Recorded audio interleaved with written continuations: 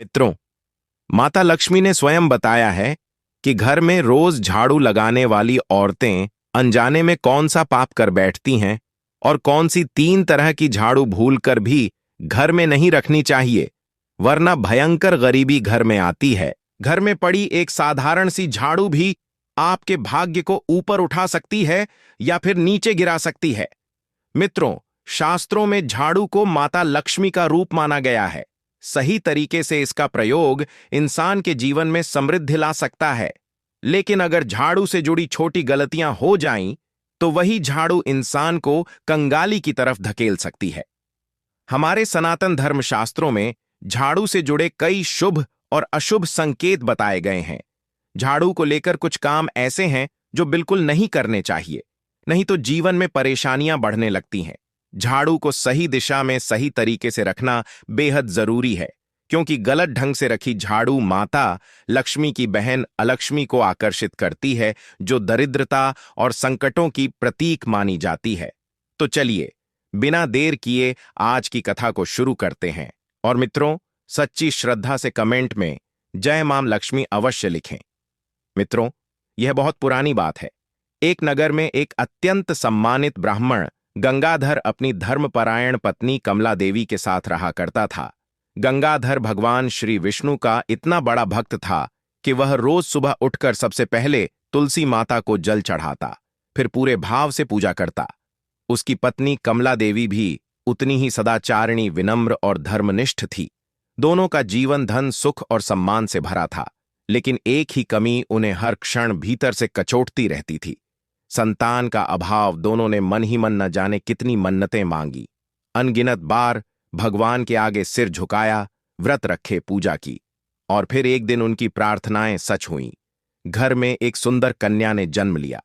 माता पिता ने उसका नाम रखा प्रिया। प्रिया जन्म से ही दोनों की आंखों का तारा बन गई। कहते हैं कि शिव जी के सावन, सोमवार के व्रत और अनेक मन्नतों के कारण उन्हें यह कन्या प्राप्त हुई थी, इसलिए वे उसे अपनी पलकें बिछाकर रखते थे। उसकी एक छोटी सी इच्छा भी अधूरी नहीं रहने देते थे। उसे देखकर ऐसा लगता था जैसे उसका जन्म किसी देवांगनाओं के घर हुआ हो। उधर गंगाधर की समृद्धि और प्रतिष्ठा की वह इकलौती वारिस थी। समय बीतता गया और प्रिया शुक्ल पक्ष के चांद जैसी निर्मल सुंदरता लेकर बड़ी होने लगी। लेकिन माता पिता के अत्यधिक प्रेम, दुलार और बिना रोक टोक के पालन ने उसे धीरे धीरे बिगाड़ दिया। उसका स्वभाव आलसी, चतुराई से भरा, कपटी, घमंडी और अभिमानी होता गया। वह छोटी छोटी बातों पर अपशब्द बोलती। परिवार के बड़े बुजुर्ग तो क्या, घर के नौकरों तक को अपमानित करने में उसे कोई हिचक नहीं होती थी। साफ सफाई से उसे इतनी नफरत थी कि उसने जीवन में कभी झाड़ू तक नहीं छुआ था। वक्त के साथ वह अपने माता पिता से भी अनाप शनाप मांगे करने लगी, हर बात पर हट करने लगी। ब्राह्मण और उसकी पत्नी समझ नहीं पा रहे थे कि कहाँ गलती हो गई। उन्हें लगा शायद विवाह के बाद उसकी बुद्धि बदले और वह सुधर जाए। जब प्रिया 16 वर्ष की आयु की हुई तो गंगाधर ने उसके लिए अनेक धनवान, प्रतिष्ठित और संस्कारी घरानों से रिश्ते बुलवाए। लेकिन प्रिया का स्वभाव तो जैसे किसी तूफान की तरह चलता था। वह हर एक युवक का अपमान कर देती, किसी से उल्टी सीधी बातें कह देती, किसी का मजाक उड़ाती और कई बार तो छत से पानी डालकर दूल्हा बनने आए लड़कों को भगा देती थी। उसकी इन बचकानी लेकिन बेहद अहंकार भरी हरकतों ने पूरे नगर में उसकी अलग ही छवि बना दी थी। लोग उससे मिलना तो दूर, उसके घर के सामने से गुजरते समय भी डरने लगे थे। इसी कारण से अब गंगाधर और कमला देवी हर दिन चिंता और दुख में डूबे रहने लगे। उन्हें समझ नहीं आता था कि उनकी इतनी दुलारी बेटी कैसे इस हद तक बिगड़ गई। इसी भारी माहौल के बीच एक दिन ऐसा संयोग हुआ जिसने पूरे परिवार की दिशा ही बदल दी। एक दिन जब प्रिया अपनी सहेलियों के साथ वन में घूमने गई तो उसकी नजर अचानक वन में रहने वाले एक अत्यंत गरीब ब्राह्मण युवक पर पड़ी। उस युवक का नाम हरिदास था। नाम के अनुरूप ही उसका स्वभाव गहरा, शांत, संयमित और विनम्र था। वह बुद्धिमान था, सभी शास्त्रों में निपुण था और भगवान विष्णु का अनन्य भक्त था। प्रतिदिन वह प्रातः स्नान कर तुलसी माता में जल अर्पित करता, फिर गांव के शिव मंदिर जाकर पूरे भक्तिभाव से पूजा करता। साधारण जीवन, सीधी राह और मन में असीम श्रद्धा, बस यही उसका आधार था। उसी समय जब प्रिया अपनी सहेलियों संग वन में टहल रही थी, उसकी नजर अचानक हरिदास पर ठहर गई। उसे पहली बार कोई युवक इतना सादा फिर भी इतना आकर्षक लगा। उसके शांत चेहरे, सधे हुए व्यवहार और निर्मल व्यक्तित्व ने प्रिया के मन में कुछ ऐसा जगाया जिसे वह खुद भी समझ नहीं पाई। देखते ही देखते वह उसके रूप और स्वभाव पर मन से मोहित हो गई। अब क्या था? घर लौटते ही प्रिया ने अपने पिता से बिना कोई देर किए कहा, पिताजी, आपने मेरे लिए बहुत से धनवान प्रतिष्ठित वर देखे, लेकिन मेरा विवाह तो उसी ब्राह्मण युवक से होगा जिसे मैंने आज वन में देखा है, जो ब्राह्मणों के साथ पूजा के लिए जा रहा था। उसकी बात सुनकर गंगाधर और कमला देवी दोनों स्तब्ध रह गए। उन्हें अपनी बेटी के चुनाव पर आश्चर्य भी हुआ और चिंता भी, लेकिन बेटी की खुशी के आगे उन्होंने मन को शांत किया। अगले ही सुबह गंगाधर और उसकी बेटी उस युवक को देखने उसके वन स्थित कुटिया में पहुंचे। कुटिया की अत्यंत गरीबी देखकर गंगाधर का मन भीतर ही भीतर दहक गया, लेकिन बेटी की इच्छा को याद कर उन्होंने निर्णय किया कि पहले युवक को समझना जरूरी है। वे उसके पास गए और विनम्रता से बोले, हे विप्रवर, कृपया अपना पूरा परिचय दीजिए। तब हरिदास ने सरल मुस्कान के साथ कहा, आइए, आपका स्वागत है। मेरा नाम हरिदास है। मैं एक गरीब ब्राह्मण हूं। मेरे घर में वृद्ध माता पिता हैं। मैं मंदिर में पूजा और सेवा करके अपना जीवन चलाता हूं। कहिए, मैं आपकी क्या सहायता कर सकता हूं? गंगाधर ने धीरे से कहा, हे विप्रवर, यह मेरी कन्या प्रिया है। यह आपको मन ही मन चाहती है और आपसे विवाह करना चाहती है। यह सुनकर गंगाधर चकित रह गया। उसने गंभीर स्वर में कहा, हे श्रेष्ठ, मुझे क्षमा करें। मैं आपके और आपकी कन्या के योग्य नहीं हूं। मेरे सामने आपका वैभव और हैसियत बहुत ऊंची है। कहीं आप हमारा मजाक तो नहीं बना रहे? मैं गरीब हूं, मेरे पास धन नहीं है। मैं आपकी पुत्री को वह सुख और सुविधाएं नहीं दे सकूंगा जो वह आज भोग रही है। तब गंगाधर ने हरिदास को प्रेम से समझाया और कहा, चिंता मत करो बेटे, मैं तुम्हें और मेरी बेटी को इतनी संपत्ति दूंगा कि तुम दोनों आराम से अपना जीवन चला सको। कोई कष्ट नहीं आएगा। गंगाधर के इस आश्वासन और सरल भाव को देखकर ब्राह्मण हरिदास ने अंततः उनकी बात मान ली और फिर योग्य मुहूर्त देखकर प्रिया का विवाह गंगाधर से भव्य रीति से संपन्न कर दिया गया। मित्रों, विवाह के दिन जब सभी धार्मिक विधियां पूर्ण हो गईं तो प्रिया की मां ने उसे एक झाड़ू सौंपते हुए कहा, बेटी, इसे संभाल कर रखना। विवाह के समय घरेलू सामग्री के साथ झाड़ू देना शास्त्रों में बहुत शुभ माना गया है। इससे घर में सदा माता लक्ष्मी का वास होता है। यह समृद्धि और सौभाग्य का संकेत है। लेकिन प्रिया ने उस झाड़ू को बिना किसी आदर या महत्व के बस एक तरफ रख दिया, मानो उसका कोई मोल ही ना हो। सारी रस्में पूरी होने के बाद वह अपने ससुराल की ओर विदा हो गई। गंगाधर ने अपनी बेटी के सुख के लिए विवाह से पहले ही उसके लिए एक सुंदर नया घर बनवाया था। इसके अलावा उन्होंने हरिदास के लिए व्यापार बढ़ाने के उद्देश्य से एक किराना की दुकान भी शुरू करवा दी, ताकि आने वाले समय में उनका जीवन और व्यापार दोनों फलें फूलें। शुरुआत के कुछ दिन प्रिया काफी प्रसन्न रही। वह अपने पति के साथ प्रेम और मधुरता से रहती रही, लेकिन यह सब ज्यादा समय तक नहीं चला। जल्द ही उसका असली स्वभाव उभरने लगा। आलस और घमंड उसके अंदर वैसे ही जड़ जमाए थे जैसे पहले थे। वह घर की साफ सफाई को तुच्छ समझती, किसी भी काम को हाथ नहीं लगाती। धीरे धीरे घर हर वक्त गंदगी से भरने लगा। खाने के बाद बर्तन घंटों घंटों तक वैसे ही पड़े रहते। घर के कोनों में मकड़ियों के जाले झूलने लगे, मानो वहां कोई रहता ही ना हो। फिर एक दिन हरिदास ने बड़ी ही नम्रता से उसे समझाते हुए कहा, प्रिया, एक पतिव्रता स्त्री को स्वच्छता से प्रेम होना चाहिए, उसे गृह कार्य में निपुण होना चाहिए, लेकिन तुम तो किसी भी काम में हाथ तक नहीं लगाती। यह ठीक नहीं है। इस पर प्रिया ने तुनक कर कहा, अजी छोड़िए, आप भी कैसी कैसी बातें करते रहते हैं। आज तक मैंने अपने मायके में कोई काम नहीं किया और आगे भी नहीं करूंगी। अगर आपको लगता है कि आपकी मां को ज्यादा काम करना पड़ रहा है तो मैं आज ही पिताजी से कह दूंगी कि 2-4 नौकर यहां भी भिजवा दें। वैसे भी यह सब कुछ मेरा ही है, तो मुझे काम क्यों करना पड़े। तब अपनी पत्नी की ऐसी कड़वी और अपमानजनक बातें सुनकर गंगाधर भीतर तक हिल गया। वह अवाक रह गया और उसके पास कहने के लिए कोई शब्द नहीं बचे। कभी उसने सोचा भी नहीं था कि उसकी पत्नी इतने घमंड और कठोरता से भरी होगी।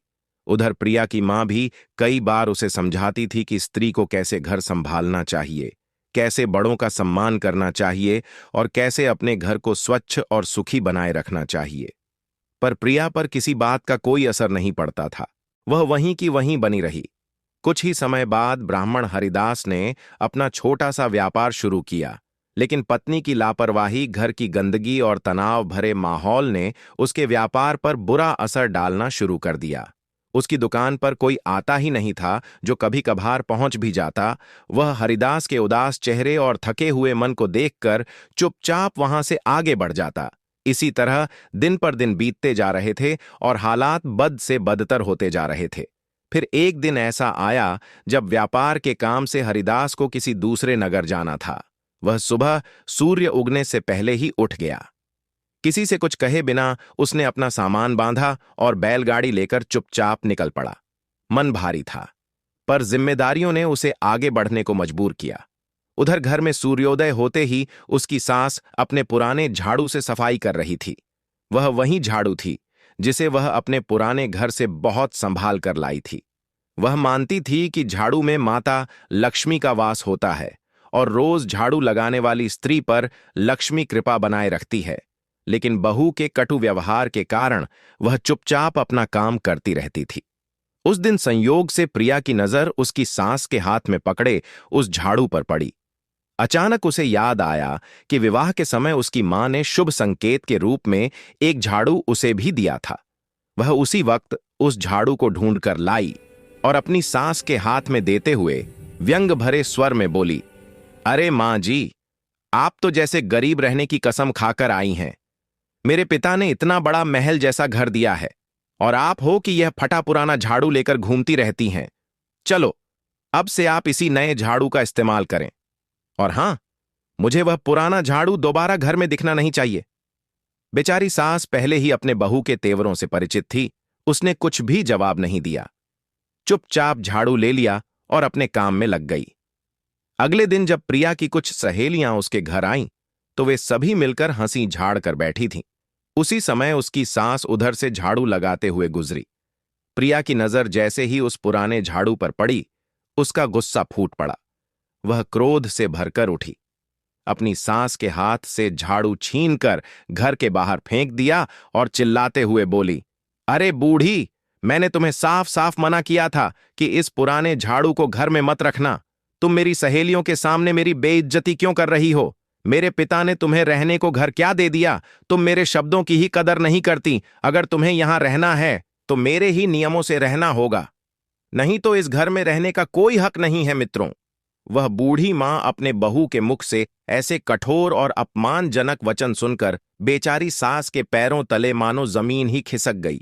वह कुछ भी नहीं बोल सकी।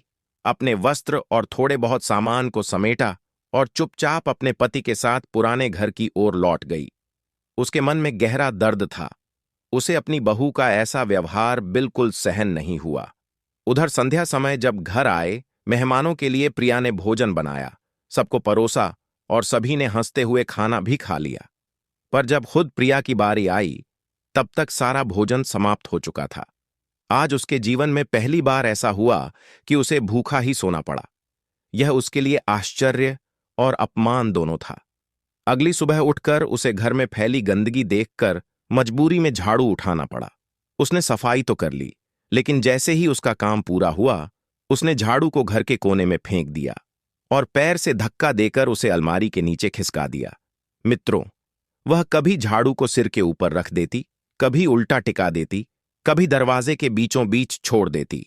वह अक्सर शाम ढलने के बाद झाड़ू लगाती और कूड़ा घर के बाहर फेंक देती थी। शास्त्रों के अनुसार यह सब माता लक्ष्मी का अनादर माना जाता है। यह दुर्भाग्य और दरिद्रता को बुलाने जैसा माना गया है। लेकिन प्रिया को इन बातों का कोई ज्ञान नहीं था। वह इसे सिर्फ मामूली घरेलू काम समझती रही और अनजाने में बड़ी गलतियां करती गई। फिर अगली सुबह स्नान करके उसने भोजन बनाया और आए हुए मेहमानों को खिलाया, किंतु भोजन समाप्त हो गया और फिर से उसकी थाली खाली रह गई। अब वह हैरान रह गई। मन में सोचने लगी, मैंने आज रात से कई गुना अधिक भोजन बनाया था, फिर भी मेरे लिए कुछ भी कैसे नहीं बचा। थोड़ी देर बाद उसने अपने लिए अलग से चावल पकाए और खाकर दिन निकाला। दूसरे दिन भी उसने झाड़ू लगाया, लेकिन आदत वहीं सफाई के बाद उसने झाड़ू को पैर से हिलाकर बाहर निकाला और फिर दरवाजे के पीछे खड़ा करके छोड़ दिया। उसे मालूम ही नहीं था कि वह धीरे धीरे अपने घर से शुभता को बाहर धकेल रही है। मित्रों, होनी को कुछ और ही मंजूर था। प्रिया जाने अनजाने में गलतियां करती रहीं, लेकिन उसके घर में बढ़ रही नकारात्मकता और दुर्भाग्य की उसे बिल्कुल भी समझ नहीं आ रही थी। सास के जाने के बाद वह अकेली पड़ गई थी, इसलिए उससे मिलने रोज कोई ना कोई मेहमान आ जाता। वह हर बार पहले से ज्यादा भोजन बनाती, पर हर बार भोजन खत्म हो जाता। उसके लिए एक दाना भी नहीं बचता। अब उसके घर में सब कुछ होते हुए भी उसका जीवन बद से बदतर होता जा रहा था। दिखने में वह महल की रानी थी, पर भोजन की कमी और लगातार दुर्भाग्य के चलते वह धीरे धीरे सूख कर कांटा बन गई। अब इसी तरह कुछ दिन और बीत गए। एक दिन ब्राह्मण हरिदास अपने घर लौटा। जैसे ही वह अंदर आया, उसने देखा कि घर में उसके माता पिता कहीं दिखाई नहीं दे रहे थे। वह घबरा गया और तुरंत बोला, अरे भाग्यवान, मेरे माता पिता कहाँ हैं? इतने दिनों से नजर नहीं आ रहे। मैं तो उन्हें रास्ते भर ढूंढता आ रहा हूं। क्या तुम्हें पता है वे कहाँ गए? प्रिया निर्लज्जता से बोली, उन्हें मेरे साथ रहना पसंद नहीं आया, इसलिए वहीं अपने पुराने घर लौट गए। अब उन्हें यहां रहने की कोई जरूरत भी नहीं थी। यह सुनकर हरिदास का हृदय टूट गया। उसे सब समझ में आ गया कि प्रिया को उसके माता पिता बोझ लगने लगे थे। वह जानता था कि अगर वह कुछ कहेगा तो मामला और बिगड़ जाएगा। इसीलिए उस दिन उसने कुछ नहीं कहा, चुपचाप भोजन किया और भारी मन से सो गया। अगले दिन सुबह पति पत्नी आंगन में किसी बात पर झगड़ रहे थे। तभी उन्होंने देखा कि एक साधु उनके घर के सामने आकर रुका। साधु ने घर की ओर दोनों हाथ जोड़कर प्रणाम किया। कुछ मन ही मन बोलते हुए आगे बढ़ गया। दोनों हैरान रह गए कि आखिर वह साधु किसे प्रणाम कर रहा था, पर आश्चर्य यहीं खत्म नहीं हुआ। अगले दिन भी वही हुआ। साधु आया, उनके घर के सामने खड़ा होकर हाथ जोड़कर प्रणाम किया और चुपचाप चला गया। यह क्रम रोज का बन गया। इधर प्रिया की बुरी आदतें, उसका आलस, घमंड और घर की अव्यवस्था बढ़ती गई। धीरे धीरे घर का समस्त धन समाप्त हो गया। वह बार बार अपने पिता से धन मंगाती रही और आखिरकार अपने पिता को भी कंगाल बना दिया। आखिर एक दिन गंगाधर उसकी आदतों से तंग आकर सब छोड़कर चला गया। वह अपने माता पिता की सेवा करने लगा और उन्हें वापस अपने साथ ले गया। अब घर में सिर्फ प्रिया अकेली रह गई। मित्रों, वह साधु कोई साधारण व्यक्ति नहीं था। वह साक्षात भगवान श्री हरि विष्णु थे, जो एक साधु का रूप धारण करके धरती पर आए थे। क्योंकि प्रिया के माता पिता भगवान विष्णु के सच्चे भक्त थे, इसलिए भक्तवत्सल प्रभु स्वयं उसकी सहायता और मार्गदर्शन करने आए थे। पर इधर प्रिया का हाल एकदम विपरीत था। अब वह पूरी तरह अकेली थी, लेकिन उसका स्वभाव ना बदला। जो कुछ धन बचा था वह भी उसने ऐशो आराम में उड़ा दिया। उसके पिता ने भी अब उसका त्याग कर दिया और आखिरकार वह कंगाल, बेसहारा और अकेली अपने ही घर में रह गई। अब उसे अपने कर्मों पर गहरा पश्चाताप होने लगा। पर अब बहुत देर हो चुकी थी मित्रों। किंतु एक बात अब भी नहीं बदली थी। वह साधु अब भी रोज उसके घर के सामने आता, हाथ जोड़कर प्रणाम करता और मन ही मन कुछ कहकर चला जाता। आखिर एक दिन प्रिया से यह सहा नहीं गया। वह क्रोध से घर के बाहर आई और बोली, अरे साधु, क्यों रोज मेरे घर को प्रणाम करते हो? मेरे घर में अब तो कुछ भी नहीं बचा, फिर भी तुम प्रतिदिन हाथ जोड़कर खड़े रहते हो। तुम्हें आखिर चाहिए क्या? साधु मुस्कुराए और बोले, हे पुत्री, मैं तुम्हारे घर में विराजमान देवी लक्ष्मी को प्रणाम करता हूं। तुम्हारे घर की गंदगी, आलस्य, अहंकार, अभिमान और कटु वचन, यही सब लक्ष्मी का स्वरूप है। मैं उन्हें प्रणाम करता हूं ताकि वे मेरे घर कभी प्रवेश ना करें। इसलिए प्रतिदिन जब भी मैं तुम्हारे घर के सामने से गुजरता हूं, मैं लक्ष्मी जी को प्रणाम करता हूं। देखो, जो तुम्हारे घर की छत पर बैठी हुई है वह वहीं है। मित्रों, अब क्या था? यह सुनकर प्रिया के प्राण जैसे सूख गए, मानो उसके पैरों के नीचे से जमीन खिसक गई हो। उसका चेहरा सफेद पड़ गया और वह कुछ क्षणों के लिए स्तब्ध होकर खड़ी रह गई। उसकी सांसें अटक गईं, आवाज गले में अटक गई और वह कुछ भी बोल नहीं पाई। जब उसने खुद को थोड़ा संभाला, तभी उसके मन को समझ आया कि उसने सचमुच बहुत बड़ा अपराध किया है। उसने अपने ही हाथों से माता लक्ष्मी को घर से निकाल दिया था और देवी लक्ष्मी को अपने घर में स्थान दे दिया था। यह एहसास होते ही वह जोर जोर से रोने लगी। उसे समझ आने लगा कि उसके जीवन में जो भी बुरा हुआ वह उसी के कर्मों का फल था। उसने साधु के चरण पकड़ लिए और रोते हुए बोली, हे महात्मन, कृपा करें, मुझे कोई उपाय बताएं, मुझे इस विपत्ति से निकालें। प्रिया की आंखों से बहते पश्चाताप के भाव को देखकर साधु, जो वास्तव में साक्षात भगवान श्री हरि विष्णु थे, बोले, हे पुत्री, यदि तुझ में साहस है तो ध्यान से सुनो। यह सब तुम्हारी अपनी भूलों का परिणाम है। तुमने घर में रखी झाड़ू का अनादर किया, उसे अपवित्र किया, उसका तिरस्कार किया। यही कारण है कि देवी लक्ष्मी रुष्ट होकर तुम्हारे घर से चली गई। प्रिया रोते हुए बोली, हे स्वामी, मुझे क्षमा करें।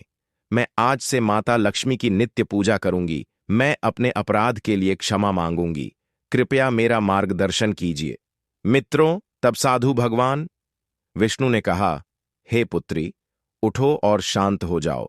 मैं तुम्हें मार्ग दिखाता हूं, पर अब तुम्हें मेरे हर शब्द को ध्यान से सुनना होगा।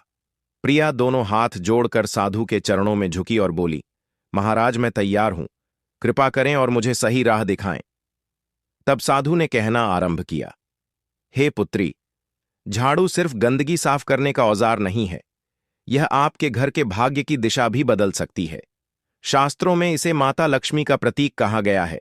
इसे सही तरीके से रखा जाए तो यह घर में धन, सुख, समृद्धि और शांति लाती है।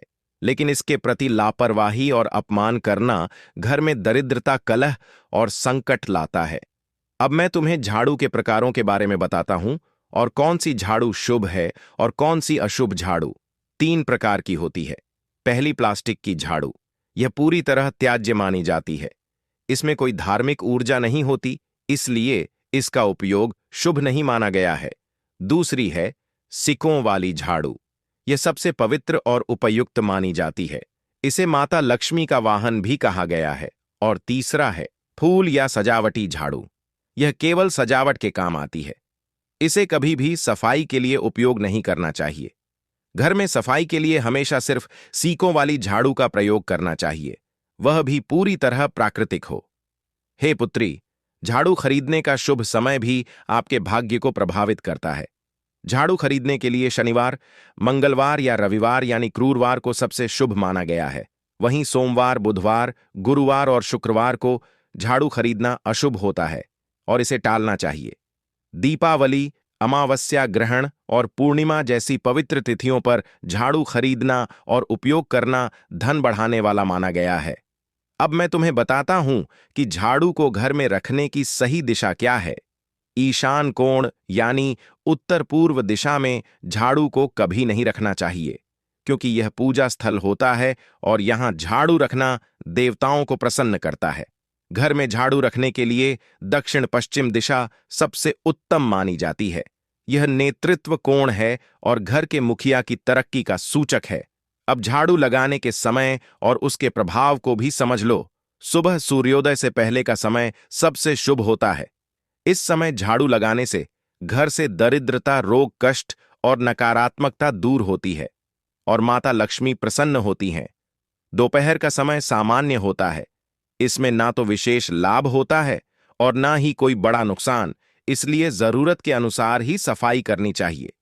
संध्या समय और सूर्यास्त के बाद झाड़ू लगाना अत्यंत अशुभ माना गया है। इस समय झाड़ू लगाने से लक्ष्मी जी घर छोड़ देती हैं, जिससे दरिद्रता और संकट बढ़ जाते हैं। यह रात्रि देवताओं का समय होता है और इसमें झाड़ू लगाना वर्जित बताया गया है। लेकिन अगर किसी मजबूरी में रात के समय झाड़ू लगाना ही पड़ जाए, जैसे दूध गिर जाए, कुछ टूट जाए या कोई दुर्घटना हो जाए, तो झाड़ू से गंदगी को सिर्फ एक जगह इकट्ठा कर लें। उसे रात में घर से बाहर हरगिज ना फेंके। वह कचरा सूरज उगने के बाद ही बाहर डालना चाहिए, क्योंकि रात में कचरा बाहर निकालना लक्ष्मी जी के घर से जाने का संकेत माना गया है और इससे धन की हानि होती है। झाड़ू को कभी उल्टा या बिखरा हुआ नहीं छोड़ना चाहिए। इसे घर में सबसे कोने में ढककर सम्मान के साथ रखना चाहिए, ठीक वैसे जैसे माता लक्ष्मी का आदर किया जाता है। इसे बाहर आने जाने वाले लोगों की नजरों से भी बचाकर रखना चाहिए। हे पुत्री, अब मैं तुम्हें और भी कुछ महत्वपूर्ण नियम बताता हूं। तुम्हारे मन में यह प्रश्न जरूर आया होगा कि टूटी हुई झाड़ू का क्या करना चाहिए। तो ध्यान से सुनो। टूटी हुई झाड़ू को शनिवार के दिन ही घर से बाहर निकालना चाहिए। उसे कभी भी ईशान कोण, उत्तर पूर्व दिशा या पूजा स्थल में नहीं रखना चाहिए। फेंकने से पहले उसका सम्मान करना जरूरी है। उसे पैरों से मत छुओ, ना ही उसे ऐसे ही दिखावे में कहीं रख दो। हो सके तो उसे नदी में प्रवाहित कर दो या खेतों में डाल दो, ताकि वह अपवित्रता फैलाए बिना समाप्त हो जाए। अब यह ध्यानपूर्वक समझ लो कि झाड़ू लगाने का उचित समय कौन सा है। सुबह या दिन के समय झाड़ू लगाना शुभ माना जाता है, लेकिन सूर्यास्त के बाद, रात में या किसी के घर से जाने के तुरंत बाद झाड़ू लगाना अशुभ होता है। गुरुवार के दिन झाड़ू या पोछा लगाने से भी बचना चाहिए, क्योंकि इससे देवी लक्ष्मी रुष्ट होती हैं। कचरा सूर्यास्त के बाद घर से बाहर फेंकना भी वर्जित है। एक विशेष उपाय गुप्त दान का है। शुक्रवार, अमावस्या, ग्रहण या पूर्णिमा की सुबह करीब 4:30 पर बिना किसी को बताए मंदिर में झाड़ू छोड़ना अत्यंत शुभ माना गया है। इससे लक्ष्मी कृपा का विशेष योग बनता है। दरवाजे पर रात में झाड़ू रखना नकारात्मक ऊर्जा को रोकता है, लेकिन सुबह उसे हटाकर छिपा कर रखना चाहिए।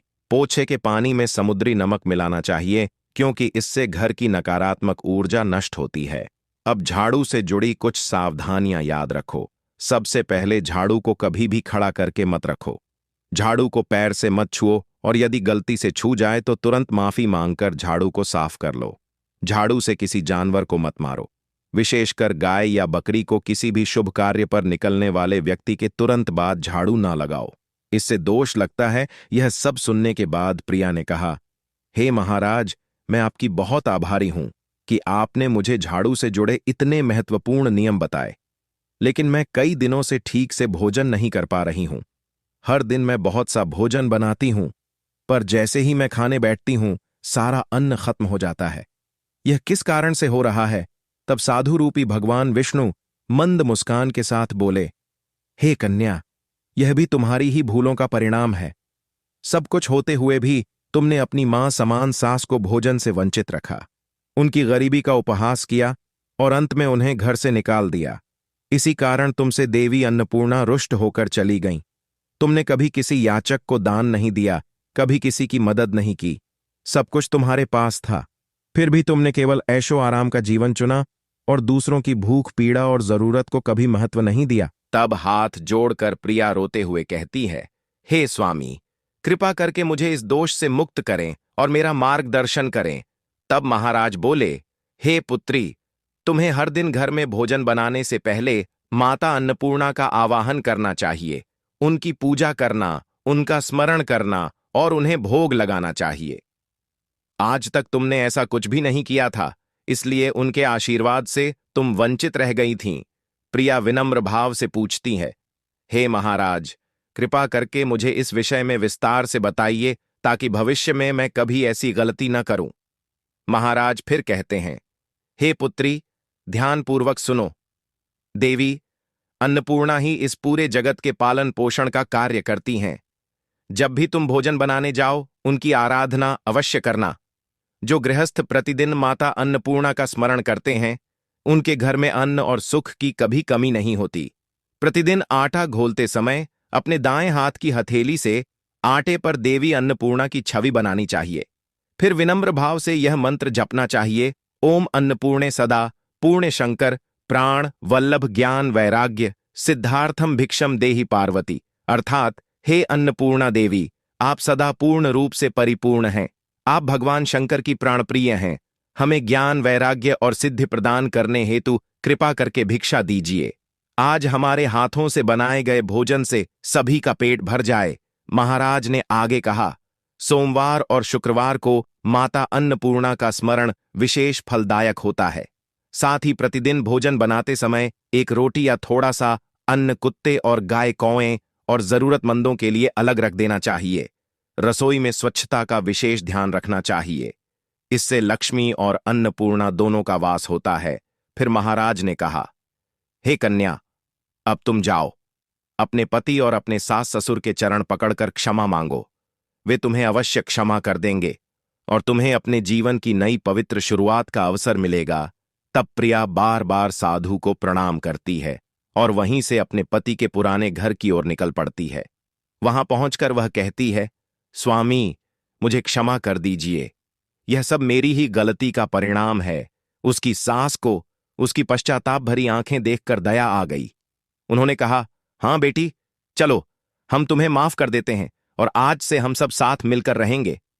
फिर वह हरिदास से कहती है, अरे हरिदास, चलो, अब अपनी पत्नी का हाथ पकड़ लो और उसे माफ कर दो। इस बेचारी को अपने कर्मों पर सच्चा पश्चाताप हुआ। संसार में सबसे बड़ा प्रायश्चित सच्चा पछतावा ही होता है। और इस तरह वे सभी एक साथ अपने नए घर लौट गए। अब प्रिया ने जैसे ही अपने घर में कदम रखा, सबसे पहले उसने झाड़ू की पूजा की। उसने झाड़ू पर हल्दी कुमकुम लगाया और पूरे सम्मान के साथ उसे स्वीकार किया। उसके बाद वह रसोई में गई और साधु के बताए अनुसार माता अन्नपूर्णा की विधि विधान पूजा की। पूरी श्रद्धा के साथ भोजन तैयार किया। फिर सभी लोगों ने मिलकर उस भोजन का आनंद लिया। विशेष बात यह थी कि कई दिनों के बाद पहली बार प्रिया ने भरपेट भोजन किया।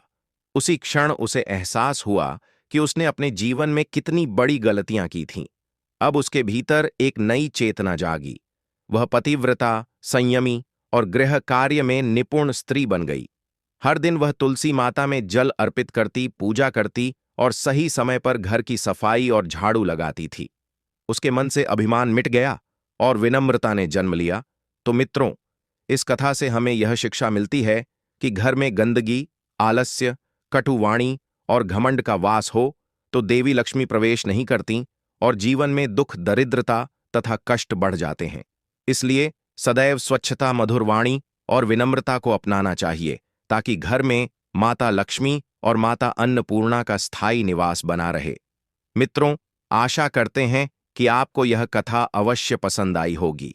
यदि पसंद आई हो तो कमेंट बॉक्स में जय माता लक्ष्मी की आवश्यक लिखना ताकि माता लक्ष्मी की कृपा आप सभी लोगों पर सदैव बनी रहे। और चैनल पर नए हैं तो सब्सक्राइब अवश्य कर लेना ताकि आप सभी लोगों को प्राचीन कथाएं और कहानी सबसे पहले प्राप्त हो सके। मित्रों, वीडियो को पूरा देखने के लिए आप सभी लोगों का धन्यवाद।